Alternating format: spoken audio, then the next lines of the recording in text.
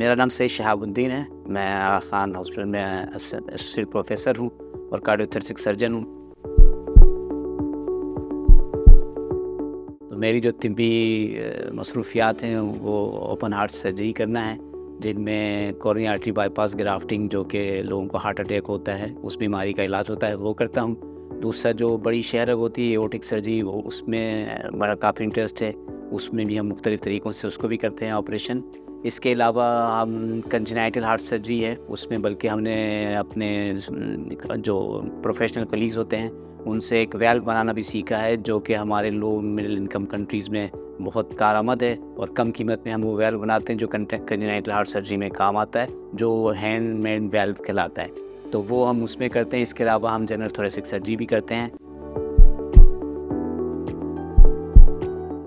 یہ میں کہوں گا یہ اس کا وہی روایتی جواب ہے، کیونکہ میں بھی جب اسکول کے زمانے میں تھا اس وقت میں بھی جو پروفیشنل لوگ ہوتے تھے ان میں سے وہی ڈاکٹر ہی ایسا پیشہ تھا جس سے میں بھی فیسینیٹ ہوا تھا، اور اسکول کے زمانے سے یہ طے کر لیا تھا کہ ہم بھی ایک ڈاکٹر بنیں گے.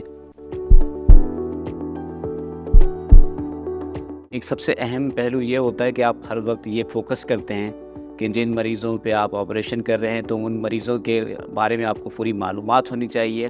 اور آپ کا ایک مقصد یہ ہوتا ہے کہ آپ کو اس مریض کو آپریشن کے لیے سیف بنانا ہوتا ہے. اس سے میری مراد یہ ہے کہ جو مریض میں جو ایسے فیکٹرز ہوتے ہیں جن کی وجہ سے سرجری پہ اثر انداز ہو سکتے ہیں، تو ان کو آپریشن سے پہلے آپ نے ان کو بھی ایڈریس کرنا ہوتا ہے تاکہ پیشنٹ سیف ہو جائے. جو رہا دوسرا پہلو جس میں آپ کو سرجری سیف بنانی ہوتی ہے، اس میں ہم لوگوں کو خود ریسنٹ ایڈوانسز سے اپنے آپ کو واقف رکھنا پڑتا ہے تاکہ آپ جو سرجری کا پہلو ہے اس کو بہتر بنا سکیں، تاکہ جو آپ کا آؤٹ کم ہو وہ آپ کا جو ڈیزائریبل آؤٹ کم ہو وہ آپ اچیو کر سکیں. ایک دفعہ اگر مریض داخل ہو جاتا ہے تو پھر جو بھی اس کی جو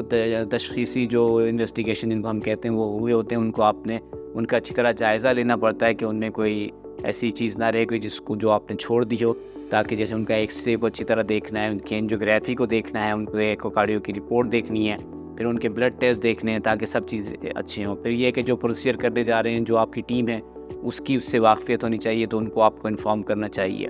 اور پھر ڈیورنگ سرجری بھی پھر یہ ہوتا ہے کہ آپ کے پاس ساری اکوپمنٹس جو ہیں جو سرجری کے لیے چاہیے وہ سب آپ کے پاس ہونے چاہیے. فارغ وقت ایک تو سرجنز میں بہت کم ہوتا ہے، لیکن جو ہوتا ہے تو یقیناً ہم لوگ کوئی نہ کوئی ایسی چیز ہوتی ہے جو آؤٹ لیٹ کے طور پہ یوز کرتے ہیں. اس میں کچھ ظاہر ہے کہ میں بھی اعتراف کروں گا، کچھ موسیقی سے دلچسپی ہے اور کچھ یہ ہے کہ مجھے شاعری سے دلچسپی ہے. ہم کہتے تھے کہ جو علاج ہے وہ مریضوں کے ڈور اسٹیپ تک پہنچ گئی ہے، وہ تو پہنچی تھی، لیکن اب وہ ان کی فنگر ٹپس پہ بھی آ گئی ہے. تو یہ اس نے متاثر نہیں کیا ہے بلکہ اس نے اس کو میں کہوں گا کہ ٹرانسفارم کر دیا ہے جو جدید آپ کی طبی سہولیات ہیں.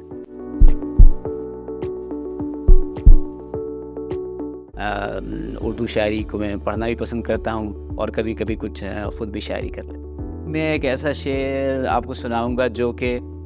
پروفیشنلی اور جو لائف میں آدمی کے جو لوگ جیسے عمر بڑھتی چلی جاتی ہے اور ان پہ ذمہ داریاں بڑھتی ہیں اور انہیں اپنی فیملی کو سپورٹ کرنا ہوتا ہے، تو ایک مشہور شاعر نے ایک شعر اس طرح کا کیا تھا کہ مجھے تھکنے نہیں دیتا یہ ضرورت کا پہاڑ، میرے بچے مجھے بوڑھا نہیں ہونے دیتے.